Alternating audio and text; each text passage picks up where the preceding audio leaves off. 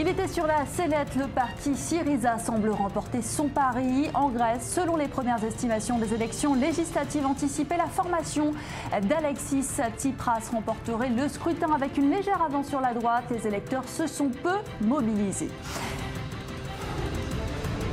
Un voyage placé sous le signe de la réconciliation. Le pape François poursuit sa visite à Cuba après le rétablissement des relations entre La Havane et Washington. Le souverain pontife a été accueilli chaleureusement. Il plaide pour encore plus d'ouverture.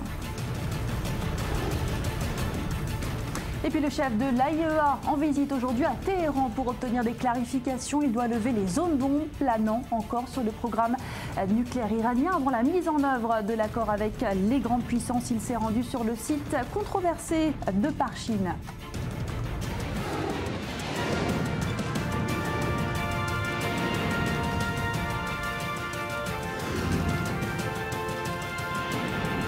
Le Grand Direct avec Daniel Atlan. Bonsoir, bienvenue, c'est le Grand Direct sur i24 News. À la une de l'actualité ce soir, le verdict des urnes attendu en Grèce pour les élections législatives, les troisièmes en un an. Et selon les premières estimations issues des sondages, à la sortie des urnes, la formation Syriza d'Alexis Tsipras serait légèrement en tête avec 30 et 34% des voix, 28 à 32% des voix pour les conservateurs de Nouvelle Démocratie et 6 à 8% des voix pour l'extrême droite Aube Doré. On va tout de suite prendre la direction d'Athènes où l'on rejoint notre correspondant Ismaël Merighetti. Bonsoir, vous nous confirmez ces premières estimations? Oui, effectivement. Alors, d'après ces estimations qu'il faut prendre encore avec précaution, le Premier ministre Alexis Tsipras arriverait en tête avec un score provisoire d'environ 32%, juste devant la droite, avec un score avoisinant les 30%. C'est mathématiquement une victoire pour le Premier ministre sortant qui a néanmoins perdu son pari qu'il avait fait le 20 août dernier au moment de sa démission. Il n'obtiendrait pas la majorité absolue qui se situerait environ aux alentours de 37-38%.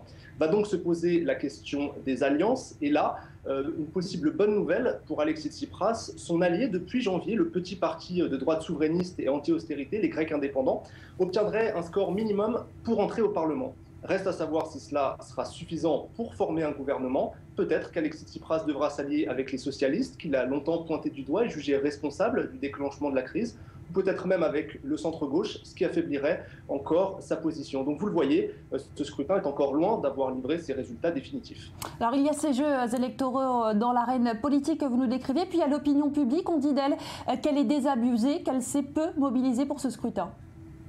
Effectivement, on n'a pas retrouvé l'effervescence de janvier dernier ou même de la journée de référendum en juin, tout simplement parce que l'espoir n'est plus là et que beaucoup de Grecs ont considéré que ces élections étaient sans enjeu. Pour cause, Syriza et la droite ont tous deux voté pour le plan d'austérité signé cet été. Et donc pour une grande partie des électeurs, l'avenir, le destin de la Grèce est déjà scellé. C'est ce qui explique le fort taux d'abstention. On n'a pas encore les résultats définitifs, mais il pourrait approcher les 50%. C'est ce qui explique aussi le score du parti néo-nazi d'extrême droite, l'Aube Doré, qui arrive une nouvelle fois troisième des élections avec des estimations aux alentours de 7-8%. Quoi qu'il en soit, les Grecs sont déjà tournés vers l'avenir et cet avenir, c'est un quotidien de crise que ces élections n'auront malheureusement pas bouleversé. Merci beaucoup Ismaël Merighetti. On vous retrouve au long de cette édition pour confirmer ces premières estimations qui donnent donc le parti Syriza légèrement en tête. On va donc suivre tout au long de cette édition l'évolution de ces résultats des élections en Grèce. En attendant, retour sur les enjeux de ce scrutin, c'est avec Steve Jourdain. Stop ou encore. Les législatives grecques ont des faux airs de plébiscite. Au centre de l'attention, Alexis Tsipras qui se présente devant les électeurs pour la troisième fois en moins d'un an. Je souhaite une victoire éclatante de Syriza. Il faut une majorité claire pour pouvoir gouverner les 4 prochaines années. Et en effet, les données du problème ont changé. Si les sondages grecs sont à prendre avec précaution, le rapport de force est clair. Le dernier accord signé avec les créanciers et l'austérité qu'il prévoit sur 3 ans semble incontournable. Les partis proposant une sortie de la zone euro, les communistes du KKE, les frondeurs de Syriza et les néo-nazis d'Aube Doré ne dépassent pas les 10%. Une question à double entrée se pose alors. Quel score pour l'opposition conservatrice de Nouvelle Démocratie et quelle avance pour Alexis Tsipras? Le leader de Syriza se dit confiant. Je suis optimiste. Je crois que demain, une nouvelle aube va se lever et que nous pouvons gagner aujourd'hui. Les difficultés seront surpassées à pas déterminés, car nous sommes conscients du chemin que nous avons à parcourir. Je crois fermement que nous pouvons aller de l'avant. Nous avons prouvé que nous pouvions ouvrir de nouvelles voies là où il n'en avait pas. Quand le peuple, la jeune génération sont en première ligne, alors tout est possible. Les résultats du scrutin seront connus tard dans la soirée. Viendra ensuite l'heure des négociations entre partis politiques, desquels surgissent régulièrement des coalitions contre nature. Pendant 8 mois, Syriza a gouverné avec la droite souverainiste. On parle cette fois du PASOK, les socialistes contre lesquels Alexis Tsipras avait acquis sa popularité dans le pays. Et on vient de le voir, ce scrutin s'est déroulé dans un climat économique morose. On en parle tout de suite avec Nicolas Bardis, chef d'entreprise grecque. Bonsoir. Comment vous avez suivi ce scrutin? Qu'est-ce que vous en attendiez en tant que chef d'entreprise? Bonsoir. Écoutez, c'était les résultats que nous attendions tous. Les sondages des derniers jours donnaient grosso modo ce que vous avez vu à la sortie des urnes. Donc, j'ai devant moi sur un autre écran les estimations. Il y a à peu près 2 à 3 % de différence entre les Syriza, qui est le premier parti, et la Nouvelle Démocratie, ce qui est déplorable à mon sens. Et je pense qu'avec moi, il y a la majorité grecque, c'est que le parti de l'Aube dorée, une fois de plus, a obtenu un score plus que respectable et pourrait être le troisième parti politique. Mais ceci, évidemment, c'est une conséquence de la politique désastreuse des dernières années, y compris les 7 mois de gouvernance de Syriza. D'ailleurs, ceux qui sont chômeurs, ceux qui sont les dépourvus du système, d'après les exit polls, ils ont massivement voté pour l'Aube dorée et pour le parti de M. Lafazanis, qui était donc l'aile droite de l'ancien Syriza. Maintenant, nous attendons tous, et nous ne faisons pas d'illusion qu'il doit y avoir une coalition. Je ne sais pas quelle sera la coalition. M. Tsipras a dit qu'il ne voulait pas gouverner avec la Nouvelle Démocratie. En même temps, le PASOK, qui sera peut-être une 3e ou 4e force politique, ne veut pas rentrer dans un gouvernement s'il n'y a pas la Nouvelle Démocratie, c'est-à-dire les plus grands partis pro-européens qui existent en Grèce. Donc, attendons voir ce qu'ils vont faire. De toutes les façons, tous les Grecs qui sont largement favorables à ce qu'il y ait une coalition, parce que c'est dans une coalition qu'on peut résoudre les problèmes, les différends, etc., pour le bien du pays. Et de toutes les façons, nous savons tous que nous avons devant nous un mémorandum qui a été signé par M. Tsipras, qui a été approuvé par une large majorité au Parlement, 220 et quelques voix sur 300.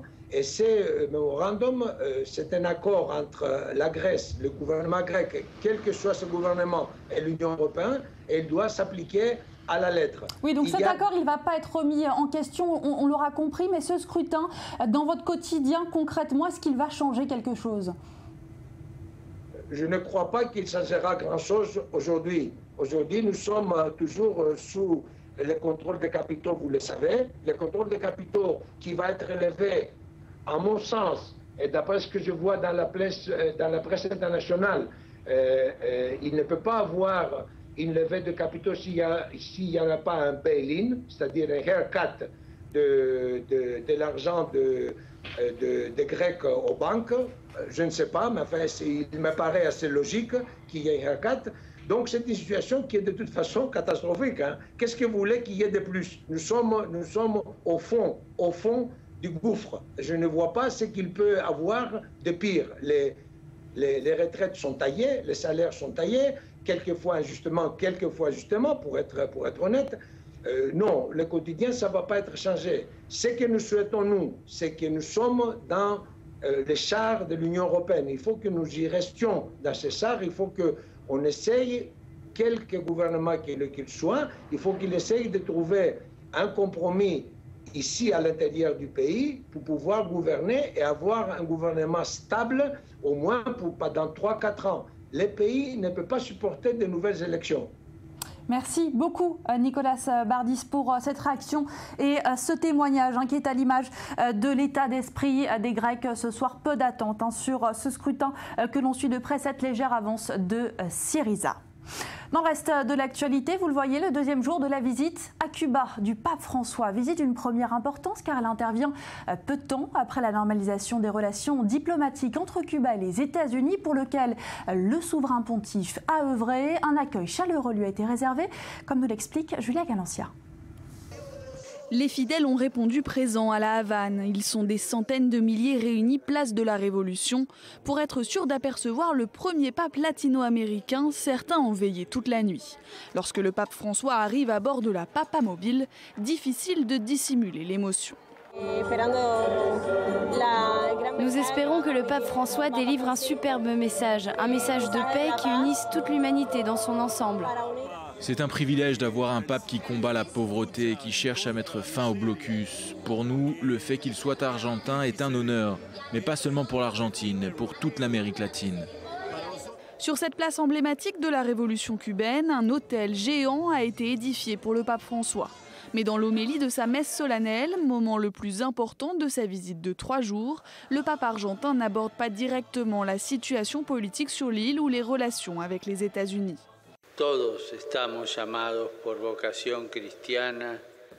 Nous sommes tous appelés dans la vocation chrétienne au service qui sert, et nous devons nous aider mutuellement à ne pas tomber dans la tentation du service qui se sert. Au total, 3500 invités officiels étaient présents, parmi lesquels le président cubain Raúl Castro et la présidente argentine Cristina Kirchner. Le pape François a débuté samedi une visite à Cuba, la première étape d'un voyage de 8 jours qui le conduira aux États-Unis dès mardi, avec des passages par Washington, New York et enfin Philadelphie. C'est la première fois que le pape se rend dans ces 2 pays, plus de 2 mois et demi après le rétablissement de leurs relations diplomatiques. Et en ligne avec nous, Odon Vallée, spécialiste des religions. Bonsoir. Bonsoir. Alors ce voyage du pape François à Cuba est très politisé, mais quelle est la portée finalement de cette diplomatie du Vatican? Écoutez, il ne faut pas exagérer cette portée, car le pape Jean-Paul II s'était déjà rendu à Cuba, comme le pape Benoît XVI. Donc le pape François est le 3e pape à faire le voyage. Il a pu jouer un certain rôle dans le rapprochement entre les États-Unis et Cuba, mais lui-même a dit qu'il ne fallait pas l'exagérer. Par contre, il y a un vrai problème, c'est la baisse de la pratique religieuse catholique à Cuba face à la montée des protestants évangéliques, pentecôtistes ou des témoins de Jéhovah. Le pape fait avant tout une visite pastorale parce qu'au rythme actuel de baisse de pratique religieuse des catholiques, eh bien, dans quelques années, ils seront minoritaires. Donc, il veut redonner un certain dynamisme pastoral aux catholiques de Cuba. Alors, redonner un dynamisme pastoral au catholicisme. Il critique également le manque d'ouverture de l'Église à Cuba. Il est en revanche plus timide sur la question des droits de l'homme en général à Cuba. Oui, vous savez, c'est très compliqué parce que le cardinal cubain Ortega est très diplomate. Il a contribuer à un relatif rapprochement entre le régime politique et les catholiques. Très relatif d'ailleurs. Mais vous savez, d'une manière générale, les croyants n'aiment pas les diplomates et n'aiment pas les gens tièdes. Ce qui a fait la fortune du catholicisme en Pologne, c'est l'intransigeance de gens comme Jean-Paul II qui ne voulaient pas de négociation avec le régime. Donc, en réalité, le fait que les relations s'améliorent un peu avec le régime, paradoxalement, ça peut contribuer à faire baisser la pratique religieuse. Ce qu'il faut avant tout, c'est redonner un dynamisme aux parents et aux enfants. D'ailleurs, le pape François donne la communion à 5 enfants cubains. C'est bien la preuve qu'il estime qu'il faut d'abord recatholiciser Cuba. Alors après Cuba, la prochaine étape pour le pape François, ce sera les États-Unis. Et là, il ne sera pas en terrain conquis, on peut le dire? Alors c'est compliqué parce qu'en fait, il y a de plus en plus de catholiques aux États-Unis, car il y a de plus en plus de latinos, de gens qui viennent d'Amérique latine. D'ailleurs, le pape va célébrer un office en espagnol aux États-Unis D'ailleurs, lui, il parle mal l'anglais, parce que le catholicisme est une religion qui est en baisse à Cuba et qui est en hausse aux États-Unis. En plus, il va prononcer des discours importants à Washington, au Congrès, et puis à New York, à l'ONU. Il y aura incontestablement un côté politique, d'autant que les États-Unis sont dans une période préélectorale et que les candidats à l'investiture, démocrates ou républicaines, vont écouter de très très près ce que dira le pape François. Merci beaucoup, Odon Vallée, pour cet éclairage. Autre visite importante pour l'application de l'accord sur le nucléaire iranien cette fois. Le directeur général de l'Agence internationale de l'énergie atomique est à Téhéran. Aujourd'hui, il rencontre plusieurs responsables iraniens avec un objectif, lever certaines ambiguïtés concernant le programme nucléaire. Il s'est rendu sur le site controversé de Parchin, comme nous l'explique Joseph Emmanuel. Le chemin aura été bien long, mais elle est là. La poignée de main, sous l'œil du guide suprême Khomeini, fondateur de la République islamique d'Iran. Ça n'est pas la première visite d'un chef de l'AIEA à Téhéran, mais c'est de loin la plus amicale depuis l'accord signé à Vienne le 14 juillet dernier. Tout sourire, Hassan Rouhani reçoit Yukia Amano, le chef de l'Agence internationale de l'énergie atomique.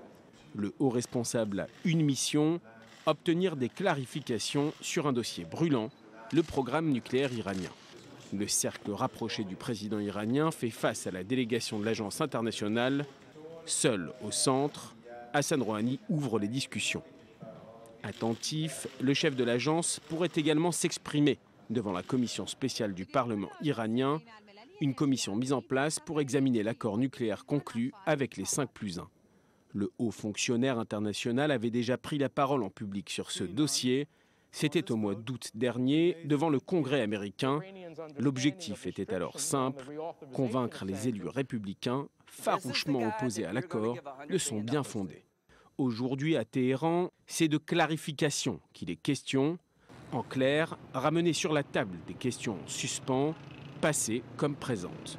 Et des pierres d'achoppement, il y en a quelques-unes, des ambiguïtés essentiellement liées au processus de vérification, un préalable indispensable à la levée des sanctions internationales. Des vérifications pour faire la lumière sur la possible dimension militaire du programme nucléaire iranien. Malgré l'accord, de nombreux pays accusent ouvertement la République islamique de chercher à fabriquer une bombe atomique. Téhéran a toujours nié et nie toujours ce qu'elle considère comme de simples allégations infondées. L'enquête de l'AIEA continue donc pour valider l'accord passé entre l'Iran et les grandes puissances, un accord qui d'une certaine façon est censé faire confiance aux ayatollahs, une confiance que beaucoup qualifient d'aveugle et de dangereuse. Selon un rapport publié en août par l'agence américaine Associated Press, l'AIEA pourrait autoriser l'Iran à avoir recours à ses propres experts pour inspecter les sites nucléaires, dont celui de Parchin, à un peu plus de 10 km de Téhéran. Et puis ce nouveau cessez-le-feu temporaire dans 3 localités syriennes, des groupes rebelles et des combattants du régime ont conclu une trêve à la mi-journée après plusieurs jours d'intenses combats. Dans le même temps, on apprend que 75 rebelles syriens entraînés en Turquie par les États-Unis sont arrivés dans le pays pour combattre l'État islamique. On fait le point avec Maxime Pérez que l'on retrouve tout de suite après pour un décryptage. Depuis dimanche matin, les armes se taisent à Zabadani. Dans cette ultime bastion rebelle à la frontière syro-libanaise, un nouveau cessez-le-feu a été instauré et pourrait être cette fois permanent, selon Mohamed Abou Qassam, l'un des principaux médiateurs impliqués dans les discussions entre rebelles et forces pro-régime. Avec l'appui du Hezbollah, voilà plus de 2 mois et demi que l'armée d'Assad pilonne sans relâche cette localité considérée comme stratégique. En réponse, une coalition de groupes islamistes bombarde Foua et Kafraya, 2 villages chiites dans la province d'Idleb, dernière poche de résistance du régime. Ces derniers jours, 9 attaques à la voiture piégée y avaient été perpétrées, dont 7 menées par des kamikazes appartenant à l'armée de la conquête. À Zabadani, les tractations avaient jusqu'ici échoué devant le refus de Damas de libérer plusieurs milliers de rebelles détenus dans les prisons du régime. Cette accalmie dans les combats pourrait ouvrir la voie à une stabilisation du front en Syrie et plus largement au coup d'envoi d'un règlement politique du conflit syrien. En visite à Londres samedi, Le secrétaire d'État américain John Kerry a réitéré que le président syrien Bachar el-Assad devait partir, précisant toutefois que le calendrier restait à déterminer dans le cadre de négociations. Nous sommes prêts à trouver les moyens les plus rapides et les plus efficaces pour éliminer l'organisation de l'État islamique. Pour ce faire, ce n'est pas la peine de changer les positions ou les attitudes envers Assad et envers ce qu'il a fait à son propre peuple sur les crimes qui ont été commis dans la région. Dans ce processus diplomatique, les États-Unis souhaitent un dialogue constructif avec la Russie, qui, elle, continuerait d'acheminer des moyens militaires aériens à l'attaquer. Moscou s'est dit prêt à examiner une intervention en Syrie si Damas, son allié dans la région, en faisait la demande. Bonsoir Maxime Pérez. Bonsoir.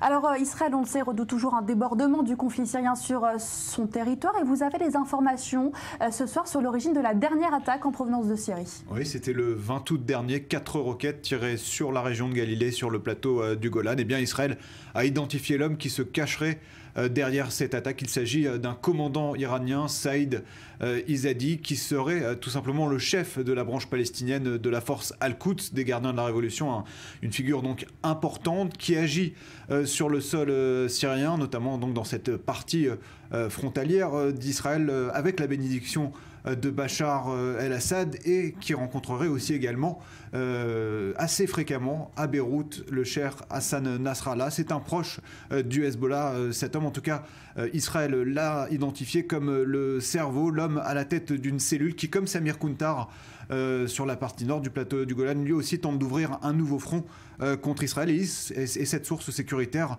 donc nous indique ce soir qu'Israël, ces dernières semaines, a opéré à plusieurs reprises son aviation, en tout cas, contre des membres de cette cellule qui n'est rien d'autre qu'une cellule iranienne.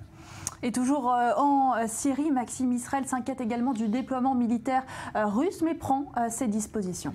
Oui, on a appris tout à l'heure qu'un bureau qu'une cellule de liaison technique a été établie par l'armée de l'air israélienne pour communiquer avec les forces russes qui se sont récemment déployées sur le territoire syrien. Côté israélien, on veut éviter à tout prix un incident dans le ciel de Syrie parce que l'aviation israélienne, évidemment, survole fréquemment l'espace aérien de la Syrie, tout comme le fait et va le faire très probablement de manière très intensive l'armée russe dans les prochaines semaines. Il faut dire aussi qu'il y a des similitudes dans l'armement utilisé à la fois par l'aviation russe et l'aviation syrienne, des avions MiG, des avions Sukhoi. Donc on prend évidemment côté israélien des dispositions et ces dispositions vont être au cœur demain de ce sommet à Moscou entre Benyamin Netanyahou et Vladimir Poutine. Également aussi cette question épineuse de l'armement qui continue d'être transmis par l'armée russe aux forces d'Assad, des armes sophistiquées dont Israël craint qu'elles ne finissent par tomber entre les mains du Hezbollah. Merci pour toutes ces informations, Maxime Pérez. Et on en vient à cette vidéo qui a agité la toile ce week-end, celle de violents affrontements entre des policiers palestiniens et des manifestants. Ça s'est passé vendredi après-midi à Bethléem, en Cisjordanie. On y voit un policier arrêter un jeune manifestant palestinien qui prenait part aux affrontements, puis le battre avec une matraque jusqu'à ce qu'il tombe au sol. D'autres policiers le rejoignent alors et au moins 5 d'entre eux commencent à le battre violemment, à battre donc ce jeune homme avec des matraques jusqu'à ce qu'il perde connaissance et vous allez voir soit emmené de force. On en parle tout de suite avec Ali Bouaked, spécialiste du monde arabe. Bonsoir. Tout d'abord, dans quel contexte ces affrontements ont-ils eu lieu ? Bon, bien sûr, le contexte direct, Daniel, c'est ce qui se passe sur le mont de Temple, la mosquée d'Al-Aqsa, et le fait que l'autorité palestinienne est incapable d'arrêter ce que les Palestiniens considèrent comme les provocations d'Israël. Et non pas seulement l'autorité palestinienne s'avère par les Palestiniens incapables.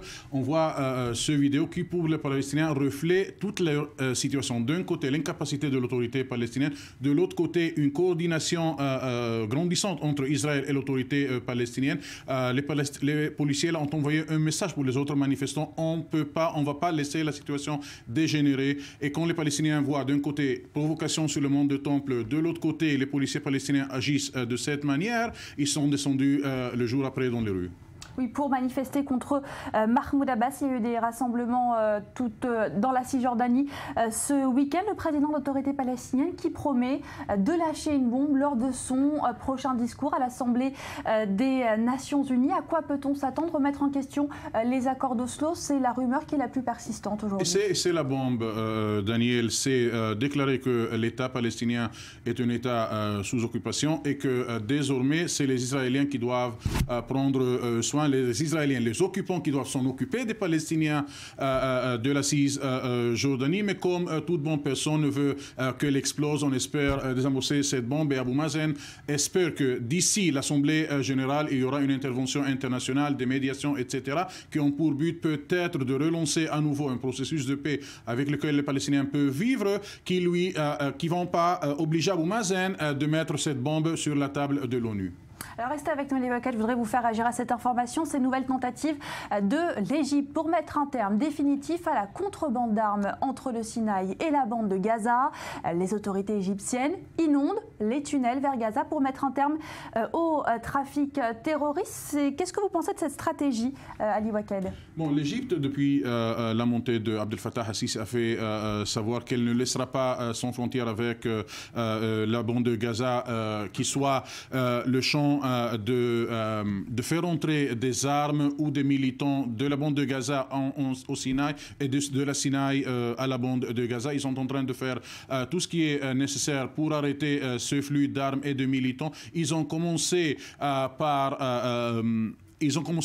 traiter les tunnels et arrêter le trafic qui se passe dans les tunnels. Et une fois ils considèrent qu'ils ont accompli la très grande majorité de ce qui concerne les tunnels, ils creusent maintenant ce qu'on voit, ces canaux, pour éviter que le Hamas essaye, par ces mesures, ces moyens, de contourner le travail qui a été fait par l'armée égyptienne pendant ces 2 dernières années. Daniel, il faut se rappeler qu'il y a 2 ans, les Égyptiens ont essayé de mettre un mur de fer souterrain entre Rafah de la bande de Gaza et Rafah l'égyptienne. Le Hamas a réussi à contourner ce mur de fer et les inondations sont la dernière tentative des Égyptiens de mettre fin au fait que Rafah du Sinaï et Rafah de la bande de Gaza ont tourné la sécurité des Égyptiens très en défi.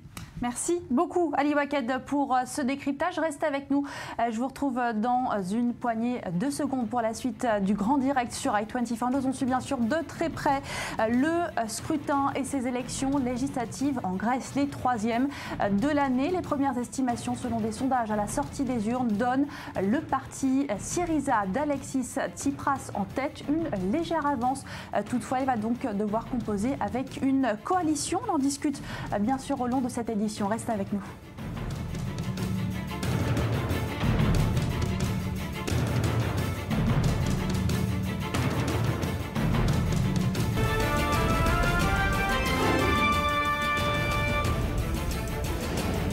Il était sur la sellette, le parti Syriza semble pouvoir souffler en Grèce. Selon les premières estimations des élections législatives anticipées, la formation d'Alexis Tsipras remporterait le scrutin avec une légère avance sur la droite. Les électeurs se sont peu mobilisés. Un voyage placé sous le signe de la réconciliation, un accueil très chaleureux pour le pape François qui poursuit sa visite à Cuba. Après le rétablissement des relations entre la Havane et Washington, le souverain pontife plaide pour encore plus d'ouverture. Enfin, le chef de l'AIEA en visite aujourd'hui à Téhéran pour obtenir des clarifications. Il doit lever les zones d'ombre planant encore sur le programme nucléaire iranien. C'est la condition à la mise en œuvre de l'accord avec les grandes puissances. Il s'est rendu sur le site controversé de Parchin.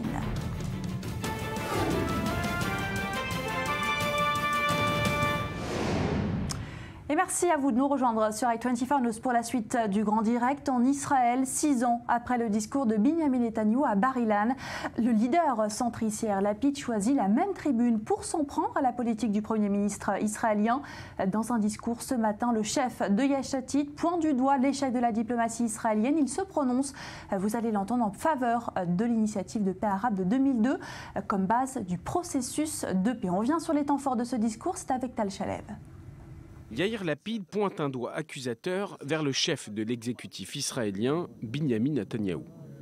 L'objet de ces attaques, à peu près tout.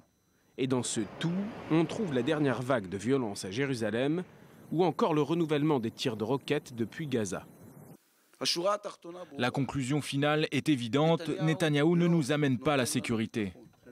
Le chef du parti d'opposition Yesh Atid était ministre des Finances dans le précédent gouvernement. Il était la révélation des élections en 2013, mais la chance ne lui a pas souri lors du dernier scrutin. Près de la moitié de son électorat ne lui a pas été fidèle. Depuis, il ne cesse les déplacements et se positionne clairement comme un remplaçant potentiel de l'actuel Premier ministre. Ce dimanche, Yair Lapid s'exprime sur la politique étrangère du gouvernement. Les critiques sont virulentes. Il met en lumière ce qu'il considère comme des échecs répétés du gouvernement et va jusqu'à les décrire comme des menaces sécuritaires, n'amenant rien d'autre qu'un dangereux isolement international. Israël doit être à l'origine, sinon on retournera en arrière. Il est donc temps pour nous d'essayer de nous séparer des Palestiniens et de faire la paix avec le monde arabe. Yair Lapid présente donc son plan d'accord régional avec les États arabes dits modérés, une position qu'il veut bien différente de ce qu'il nomme la paralysie diplomatique de Netanyahou. L'accord imaginé prévoit une séparation nette entre Israéliens et Palestiniens pour, entre autres, préserver les intérêts sécuritaires du pays.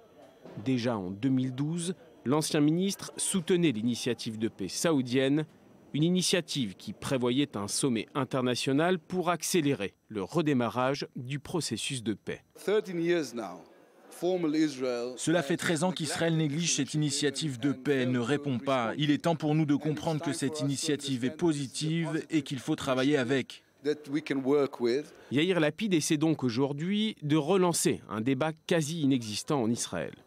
La résolution du conflit israélo-palestinien n'est plus la priorité dans une société fatiguée par un conflit qui ne se solutionne pas, une société plus portée sur l'économie du pays et sur la sécurité immédiate. Mais Yair Lapid affirme que la résolution du conflit israélo-palestinien reste une question importante, une question de leadership pour mettre en place les fondations de ce qui sera la relève de Binyamin Netanyahou. On en parle justement de sécurité avec vous, Daniel Haïk, et la situation sécuritaire qui reste tendue à Jérusalem. Oui, effectivement, les jets de pierre se poursuivent et même s'intensifient. On peut parler d'escalade, de la violence dans les quartiers est de Jérusalem, que ce soit les quartiers arabes ou les quartiers juifs, comme cela s'est produit la semaine dernière. Il y a eu aussi encore des jets de pierre en direction près de la localité de Tkoa, entre Jérusalem et Tkoa. On assiste véritablement à une escalade de la violence que l'on veut faire cesser de manière impérative et rapide au sein du gouvernement. Et c'est la raison pour laquelle Binyamin Netanyahou prône toute cette série de mesures de durcissement concernant en particulier les lanceurs de pierre, mais aussi leurs parents, les parents s'il s'agit de mineurs palestiniens. L'objectif est de durcir donc toutes les peines de prison, de durcir les amendes que les parents devraient payer si leurs enfants mineurs ont lancé des pierres ou des bouteilles incendiaires. Et il faut bien reconnaître que tout le monde n'est pas d'accord avec la fermeté du Premier ministre. Au sein du gouvernement, il y a une sorte de front commun, mais l'échelon juridique n'est pas tout à fait d'accord. Le conseiller juridique du gouvernement, lui, affirme qu'il est plutôt celui qui fait freiner un peu l'ardeur ou l'enthousiasme de Binyamin Netanyahou à ce niveau-là. Il y a des divergences de vues entre les deux et il y a aujourd'hui une réunion du Conseil des ministres autour de ce point-là. Donc Binyamin Netanyahou qui veut durcir les mesures. Yehuda Weinstein, le conseiller juridique du gouvernement, qui est bien plus modéré, qui affirme que les mesures en place sont suffisantes et on pourrait s'acheminer vers un compromis, ce que l'on appelle un état d'urgence, une déclaration d'état d'urgence ponctuelle pour une année, peut-être 2 années, 3 années, ces mesures seraient effectivement durcies en raison de la situation, dans le but donc d'essayer d'enrayer ce que certains n'hésitent pas à appeler une 3e intifada. Il faut savoir qu'on est dans une situation d'équilibre. Du côté israélien, on comprend qu'il faut durcir les mesures pour essayer d'avoir un effet dissuasif auprès de la population palestinienne, mais on comprend aussi que si ces mesures sont trop dures, eh bien on risque de se retrouver dans un bain de sang ou dans une effusion de sang qui risque d'intensifier en fait la protestation palestinienne et de sombrer vers une troisième intifada. Alors, on va écouter justement cette fermeté de Benyamin Netanyahou. Vous l'avez dit, cette réunion d'urgence aujourd'hui autour de ces incidents sécuritaires. Il évoque donc ces lanceurs de pierres contre lesquels il prône une politique de tolérance zéro. On écoute.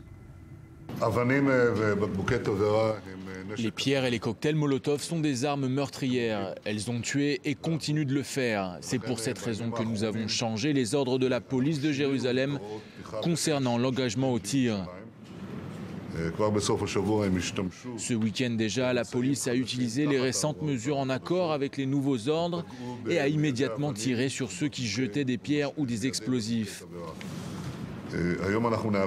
Aujourd'hui, nous faciliterons l'extension du champ d'action possible de la police pour que celle-ci puisse mettre fin aux lanceurs de pierres et de cocktails Molotov. Nous continuerons aussi à accroître les effectifs afin d'arrêter les émeutiers. Israël entend maintenir le statu quo. L'État agira de manière responsable et avec détermination pour s'assurer que les arrangements actuels soient maintenus. Nous ne prévoyons pas de les changer, mais nous n'avons également aucune intention de permettre à quiconque d'altérer les arrangements concernant le mont du Temple en ayant recours à des explosifs ou en propageant la violence.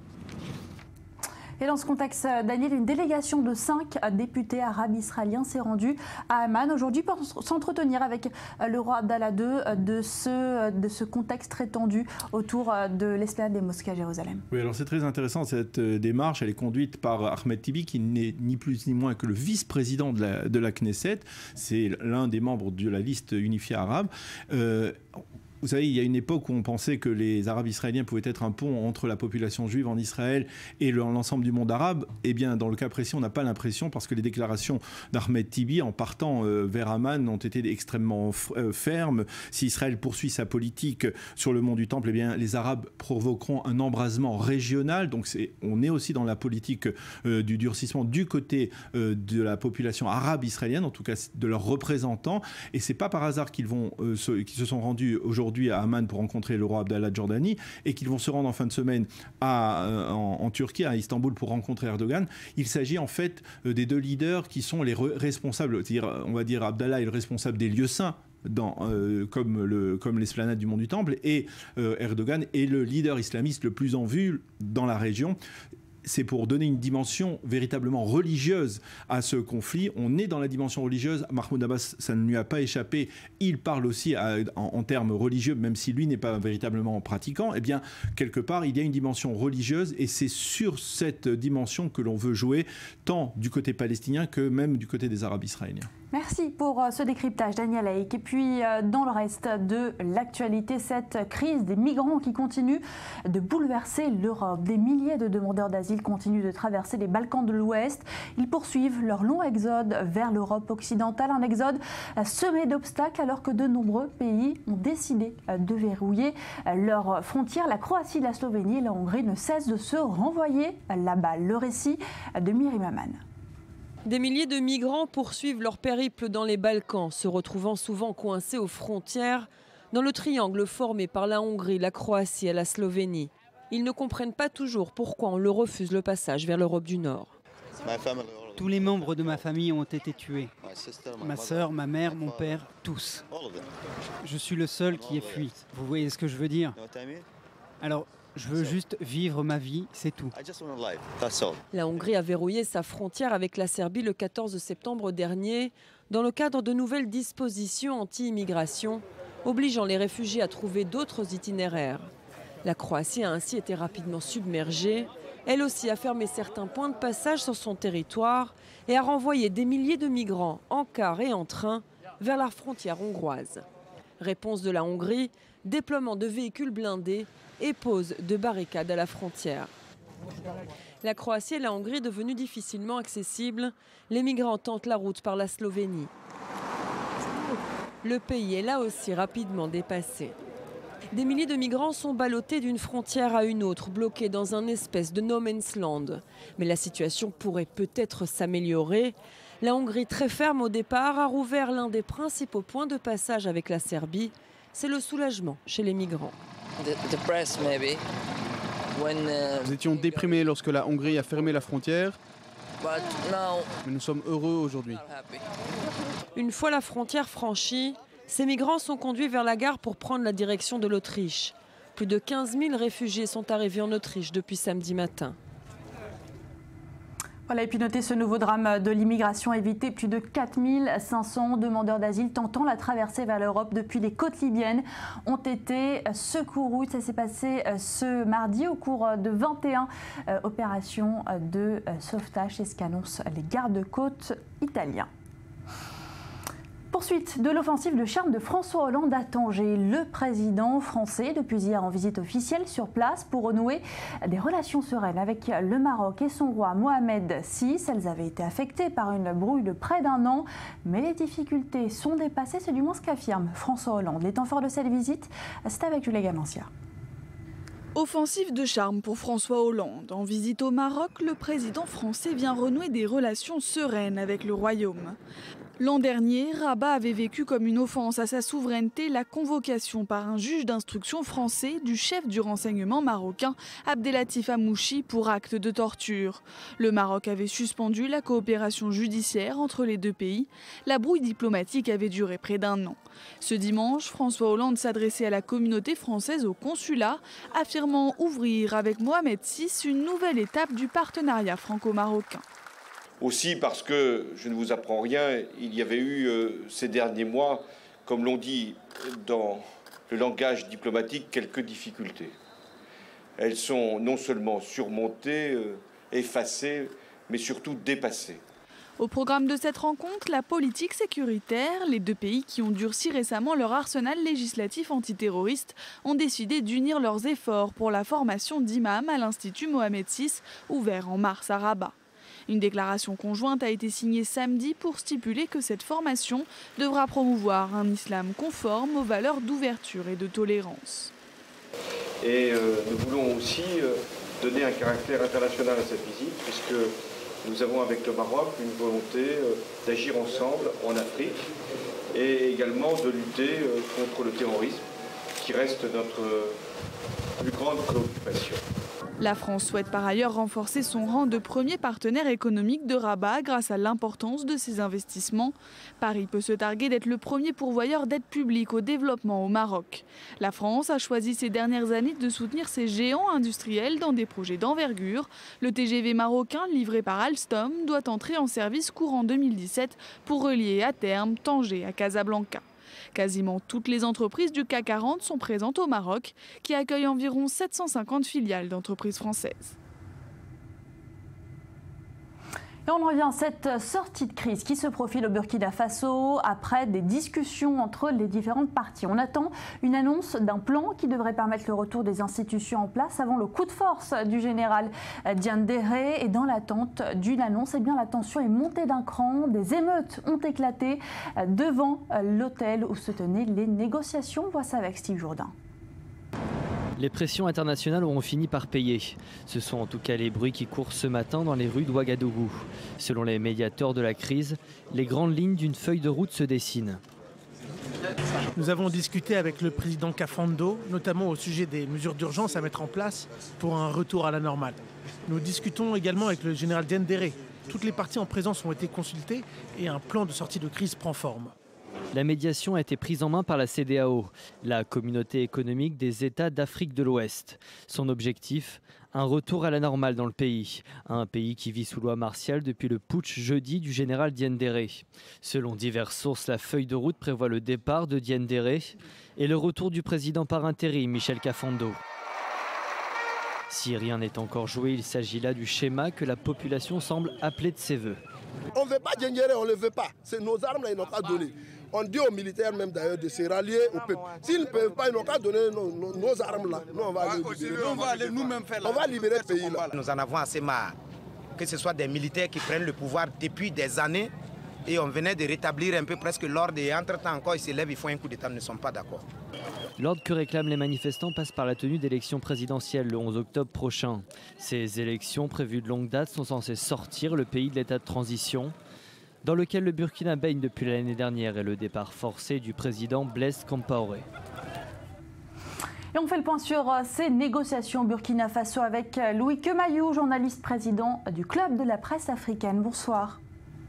Bonsoir. Est-ce qu'on doit être surpris qu'une sortie de crise se profile aussi rapidement, seulement 3 jours après le putsch? Je ne suis pas certain que la sortie de crise soit rapide, parce que ce qui est certain, c'est qu'ils avaient prévu, les putschistes du Conseil national pour la démocratie n'avaient pas prévu la mobilisation de la population. Ils n'avaient pas prévu la fermeté et de la CEDEAO et de l'Union africaine qui les a traités de terroristes, et surtout celle des partenaires internationaux, notamment l'Union africaine qui les a exclus de son organisation. Donc là, on s'achemine vers quelque chose probablement qui consiste à un retour à l'ordre ancien, celui qui a précédé la transition, c'est-à-dire le code électoral et la constitution qui prévalait avant la transition. Mais je ne suis pas sûr qu'on ait fignolé tous les détails de l'accord qui se profile à l'horizon. Oui, justement, que signifierait selon vous ce retour à un pouvoir civil? Quel avenir pour le président Michel Kafando et surtout quid des élections? Elles devaient se tenir le 11 octobre prochain. Déjà, le président Kafando, il est certain qu'il est en résidence surveillée et qu'il sera rétabli dans ses fonctions. Ça, c'est le premier point sur lequel pratiquement tout le monde est d'accord. Sur les élections, il est impossible qu'elles se tiennent parce que on devra inclure tous les candidats qui avaient été recalés. En revanche, je ne suis pas certain qu'en les incluant, la date du 11 octobre tienne encore. Donc je pense qu'il y aura besoin d'un minimum d'1 mois ou de 2, voire 3 supplémentaires pour que tout le monde se remette dans la course vers les élections à venir, notamment la présidentielle. Merci beaucoup Louis Kemayou pour cette analyse. Allez, on va changer complètement de registre. Tapis rouge et remise de prix. Ça se passe ce soir à Los Angeles, la 67e cérémonie des Emmy Awards, soit les plus hautes récompenses de la télévision américaine. Game of Thrones et Mad Men partent favoris. Océane Nicole nous donne un avant-goût de la cérémonie. L'une se passe dans le New York des années 60 et l'autre dans un monde imaginaire où plusieurs clans s'affrontent. Mad Men et Game of Thrones, les deux grands favoris pour cette 67e édition des Emmy Awards. En liste dans la catégorie des séries dramatiques, elles vont s'affronter ce soir aux côtés d'Orange is the New Black, House of Cards ou encore Homeland. Mad Men et Game of Thrones rencontrent un succès sans précédent. L'année dernière, c'est Game of Thrones qui avait marqué les Emmy Awards en remportant 8 statuettes dorées. Mais pour cette nouvelle année, Mad Men pourrait bien être la grande gagnante. Je pense que ça va être l'année de Mad Men parce que la série est terminée et c'est une série fabuleuse, je l'adore. Et s'ils gagnent, je ne pense pas que ce serait une mauvaise chose pour eux. Je leur souhaite bonne chance. Un succès qui en laisse plus d'un bouche bée, y compris le producteur lui-même. Vous savez, c'est la première fois que nous venons ici, que nous sommes sur un tapis rouge et que les gens nous prennent en photo. Je suis entouré d'acteurs qui ont des carrières incroyables. Ils apportent tous les glamours des Oscars. 3 acteurs de Mad Men sont également nommés et l'acteur Jon Hamm, qui joue le rôle principal, rencontre lui un succès tout particulier. Je veux que nous gagnions, je ne veux pas qu'ils gagnent. Je n'ai jamais vu Mad Men, donc je n'ai pas ce lien émotionnel. Mais Jon Hamm est un très bel homme, donc je pense qu'il va être récompensé. La série aux 7 saisons pourrait donc bien se démarquer ce soir à Los Angeles, mais pour en témoigner, les amoureux de séries devront faire nuit blanche. Les Emmy Awards seront en effet diffusés à partir de minuit, heure française. Et puis culture toujours, on parle de musique, cette fois avec la première édition du Festival de la Mer Morte. L'occasion de rassembler les mélomanes de tous bords avec en filigrane bien sûr un message de paix. Regardez. Écouter de la musique en plein air devant un paysage à couper le souffle, c'était le pari de la première édition de Dead Sea Live Night. L'événement a été créé par l'organisme du 16 mai. Au programme des concerts, de la danse et de la poésie, des chansons anciennes et plus modernes. Un pari osé qui a demandé une organisation toute particulière.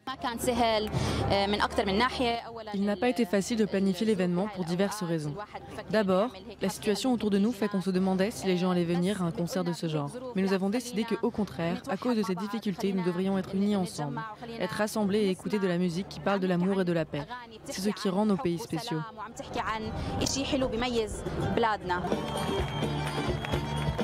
Délivrer un message positif par le biais de la musique, c'est donc une réussite pour les organisateurs. Ce week-end, ils étaient des centaines à s'être déplacés. L'art, c'est ce qui fait les gens, c'est ce qui les élève. L'art élève leurs pensées, leurs sentiments et leur montre comment faire preuve d'empathie avec les autres. Voilà ce que donne aux gens le goût artistique, l'art contemporain et la bonne musique. La musique apaise l'esprit et l'âme et donne aux gens un avant-goût de quelque chose de beau à la lumière de toutes les difficultés que nous voyons autour de nous. Une première édition qui s'est avérée concluante. Les organisateurs comptent bien réitérer l'expérience l'année prochaine. Un instant, mais avant cela, ces brèves de sport. Tout d'abord, la 3e journée de compétition de la Coupe du Monde de rugby qui a débuté avec l'affiche Samoa-États-Unis. Il s'agissait du 2e match dans le groupe B après l'exploit samedi du Japon face aux Springboks, double champion du monde. Les Samoans qui n'ont plus atteint les quarts de finale depuis 1995 ont donc dominé les États-Unis 25-16. Ils rejoignent le Japon en tête du classement. Et puis Euro de basket, la France a pris la médaille de bronze en battant la Serbie 81-68 ce dimanche à Villeneuve-d'Ascq. C'est la 3e fois d'affilée que les Bleus montent sur le podium européen après l'argent de 2011 et l'or de 2013. Et enfin, toujours du sport avec ces images étonnantes du marathon annuel de Pékin. Les participants ont dû courir avec un masque de protection sur le visage en cause l'épais brouillard causé par la pollution atmosphérique. Et puis vous voyez ces images fortes des coureurs de fond en short et en basket, mais avec un dossard avec ce dossard bien sûr du marathon de Pékin sur le dos, mais ce masque anti-pollution sur le visage. Quelques 30 000 coureurs ont participé au marathon en dépit des avertissements des médecins. Je vous retrouverai dans quelques instants pour le grand direct. On va bien sûr suivre de très près l'évolution du scrutin en Grèce. Et c'est donc un pari à moitié réussi pour Alexis Tsipras, le Premier ministre qui avait donc démissionné. Sa formation serait légèrement en tête avec 30 et 34% des voix, 28 à 32% pour les conservateurs de la Nouvelle Démocratie. Et puis ce score qui inquiète, on en parlait tout à l'heure avec ce chef d'entreprise grec, c'est ce score de l'extrême droite, Aube Dorée, 6 à 8%. Il pourrait donc devenir la 3e force politique du pays. On va donc voir si ces résultats se confirment tout au long de cette édition. En tout cas, c'est pas vraiment de changement qui est attendu dans le pays, plutôt du désespoir du côté des Grecs. On l'a entendu, ces Grecs qui sont désabusés. En tout cas, cet accord qui avait été signé par Alexis Tsipras, le Premier ministre grec, et qui avait poussé à sa démission, cet accord entre Alexis Tsipras et les créanciers de la dette, il ne sera pas remis en question, peu importe en tout cas l'issue de ce scrutin. Les Grecs donc qui craignent pour leur avenir, et ce n'est pas pour demain, c'est lendemain qui chante en Grèce. On va bien sûr suivre de près ce scrutin. On va peut-être revenir, si la régie le veut bien, sur les enjeux de ce scrutin avec ce sujet de Steve Jourdain. Alors on va tout de suite regarder ces enjeux de ce scrutin en Grèce.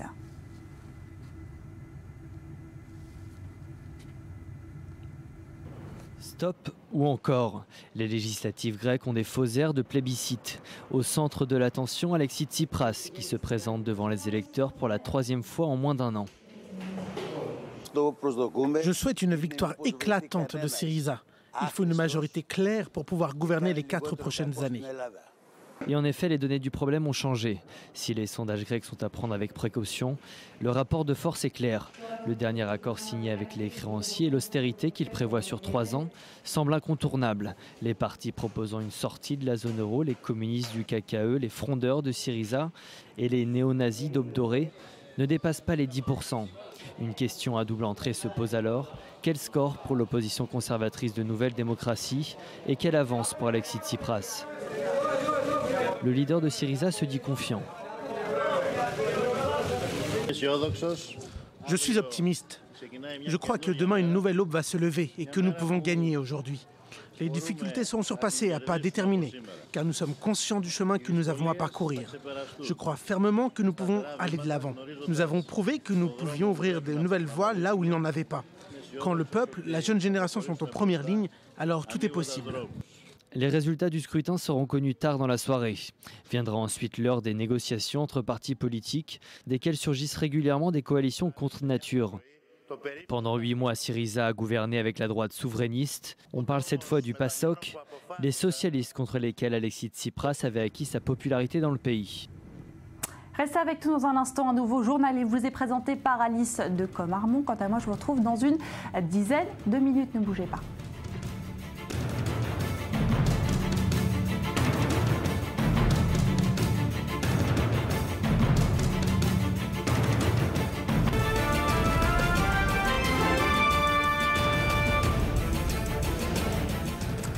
Bonsoir, merci de nous rejoindre sur i24 News pour la suite du Grand Direct. On parle culture avec tout d'abord ce focus sur ce film qui était à l'affiche du Festival de Toronto. Long métrage sur l'histoire d'un jeune Palestinien devenu star dans le monde arabe grâce à une émission de télé-réalité Arab Idol, soit l'équivalent dans les pays arabes de la Nouvelle Star. Reportage Julien Baloul. Mohamed Assaf est la star du monde arabe depuis 2 ans. En 2013, ce jeune Palestinien de la bande de Gaza a remporté la finale du jeu Arab Idol, la version régionale de la Nouvelle Star. Depuis, il est devenu un symbole pour la jeunesse palestinienne qui voit en lui un porte-parole, loin des politiciens corrompus et des divisions entre le Hamas et le Fatah. En 2 ans, il a parcouru le monde, chanté en Europe et à la FIFA et a fait un retour triomphal dans la bande de Gaza. Le conte de fées ne s'arrête pas là pour Mohamed Assaf. Sa vie fait actuellement l'objet d'une adaptation cinématographique. Et le réalisateur du long métrage n'est autre que le Palestinien Hani Abou Assad, connu notamment pour son film Paradise Now, nominé aux Oscars en 2006 et lauréat du Golden Globe du meilleur film étranger la même année. Le film sur Mohamed Assaf s'appellera The Idol et sera présenté au Festival de Toronto ce vendredi. Une manière de faire connaître son histoire au monde occidental. Le chanteur a annoncé qu'il serait présent lors de la projection. Il précise toutefois que plusieurs éléments du scénario sont imaginaires et éloignés de la réalité.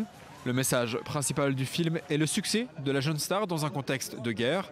Un message d'espoir pour la jeunesse à qui le réalisateur voulait dire « Rien n'est impossible si vous travaillez dur et que vous vous entourez de la famille et des amis ».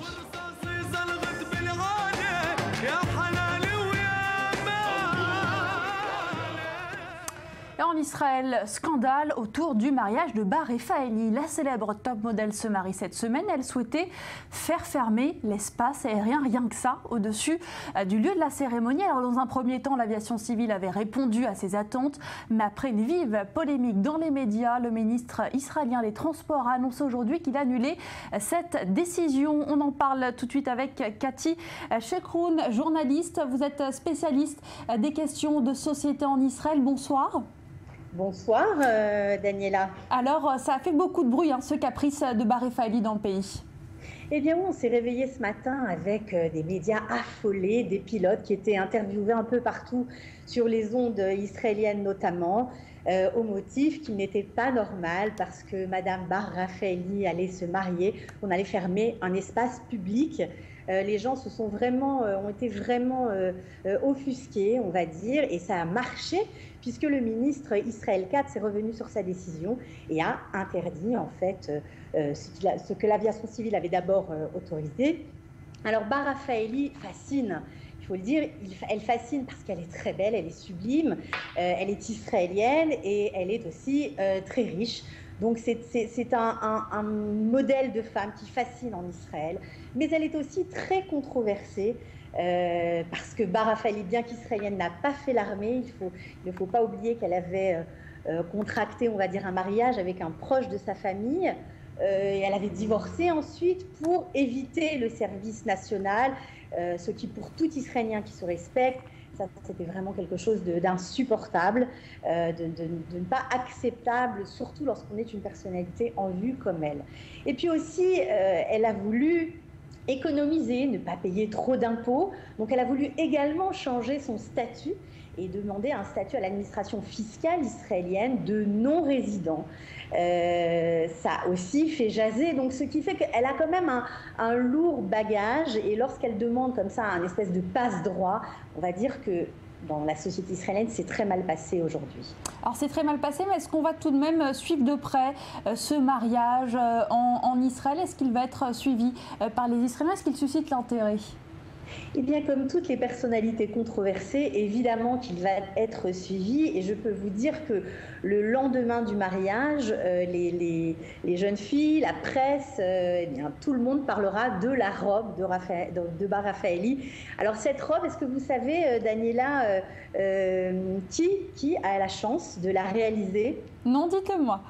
Eh bien, c'est une société française, c'est la jolie maison de couture Chloé, et en la personne de sa directrice artistique, voilà. Donc c'est elle qui aura la chance de réaliser la robe, donc tout le monde fera des commentaires, c'est sûr, tout le monde parlera du mariage, d'autant plus que Bar Raffaeli est aussi présentatrice d'une émission phare sur la télé israélienne qui s'appelle X Factor.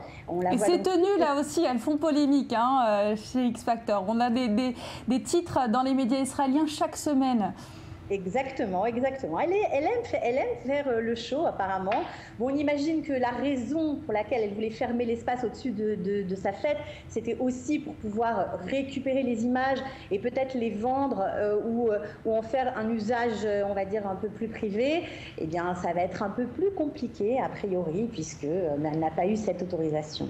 Merci beaucoup Cathy Choukroun pour ce décryptage autour donc de ce mariage controversé, en tout cas autour de ce caprice de Bar Raffaeli qui souhaitait donc faire fermer l'espace aérien en Israël à l'occasion de cette cérémonie. Et puis toujours en Israël, on parle d'innovation, une innovation made in Israël, direction la banlieue de Tel Aviv, avec un objet qui pourrait devenir bien plus qu'un gadget. Une start-up locale a mis au point un petit boîtier apte à détecter ce qui se cache dans votre assiette, dans vos plantes ou dans vos vêtements. Il s'agit d'un mini scanner moléculaire connecté au smartphone. Les applications sont quasi illimitées, multinationales, et c'est Laura Duhamel qui nous en parle. À première vue, cela ressemble à une clé USB. Et pourtant, il n'en est rien. SAIO, c'est son nom, est un mini spectroscope qui permet de déterminer les propriétés chimiques des objets qu'il scanne. Comment? Grâce à un faisceau dit d'infrarouge proche. Chaque molécule réagit à cette lumière et produit une vibration que SAIO décode. Et le tour est joué, la teneur en gras et en sucre de votre barre de chocolat n'aura bientôt plus de secret pour vous. C'est le premier capteur moléculaire que l'on peut tenir dans la paume de sa main. Vous le mettez en marche comme ça et il se connecte à votre smartphone. Et vous êtes en mesure de numériser des documents, d'en comprendre la structure moléculaire. L'originalité de SAIO, c'est qu'il compte sur vous pour améliorer ses performances. Car les patrons de la start-up Consumers Physique ont choisi de surfer sur la vague du collaboratif. Le produit a été lancé en 2014 sur la plateforme de financement Kickstarter. Avec succès puisque pour $250, 13 000 internautes ont déjà passé commande. Il y a un intérêt de la part de petits développeurs qui souhaitent développer quelque chose de cool pour eux-mêmes ou pour leurs enfants, ou même de la part d'adolescents, jusqu'à des multinationales et des grandes entreprises qui envoient la valeur pour leurs consommateurs ou pour eux-mêmes en interne à de nombreux égards. Si SAIO est donc encore un prototype, il pourrait bientôt être industrialisé. Et comme la montre connectée Pebble Watch, qui a récolté plus de $10 millions grâce aux internautes, ou le casque de réalité virtuelle Oculus racheté par Facebook, notre petit boîtier pourrait bien entrer dans la cour des grands.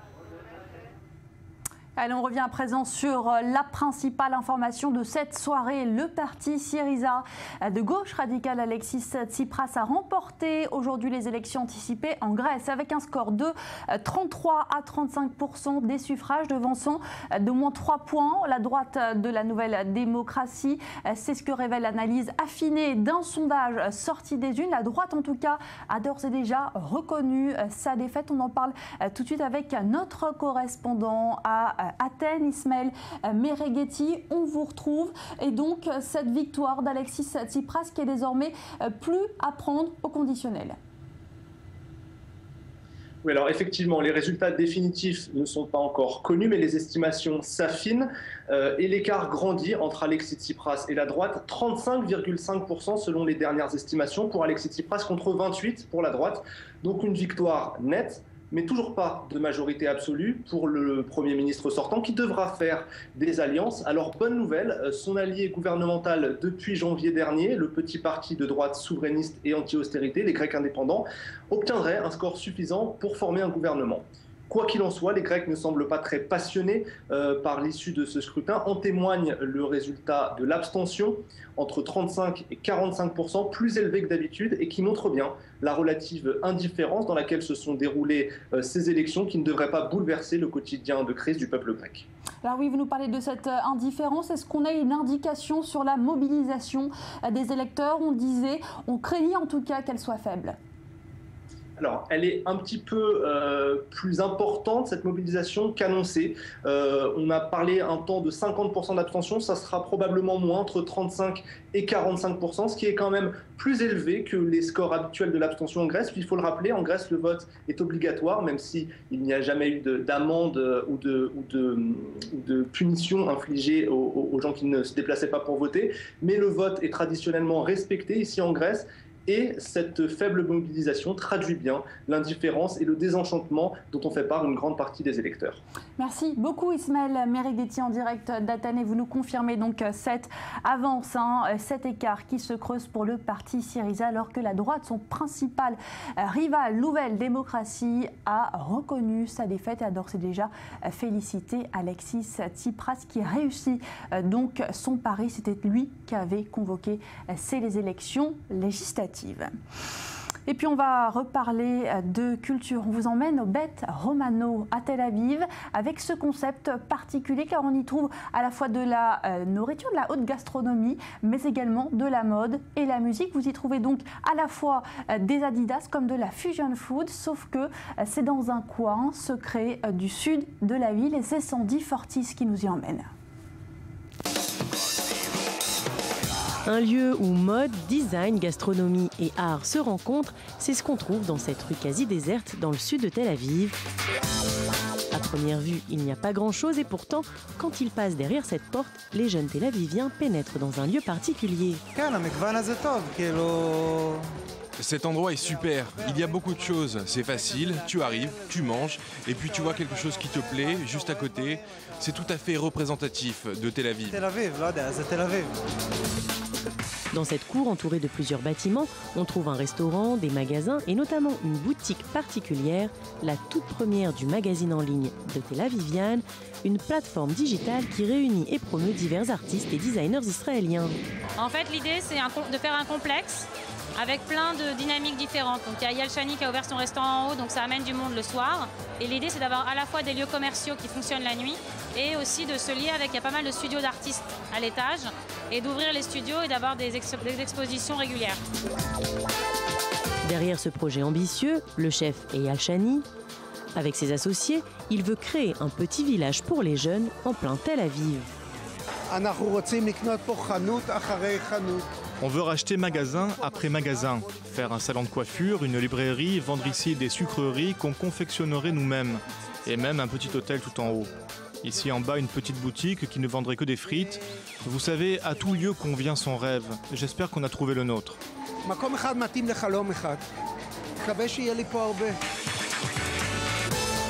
Musique, performance, l'ambiance est au rendez-vous.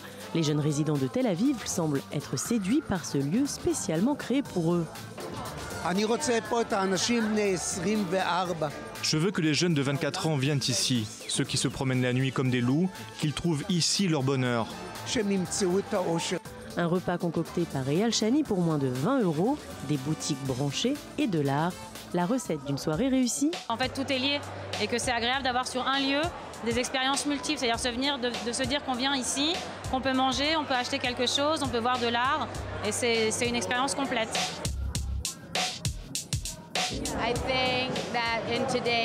C'est comme ça que ça se passe de nos jours. On voit ce mélange partout, donc c'est cool de voir ça à Tel Aviv. Bet Romano, le paradis des jeunes en devenir de la ville blanche.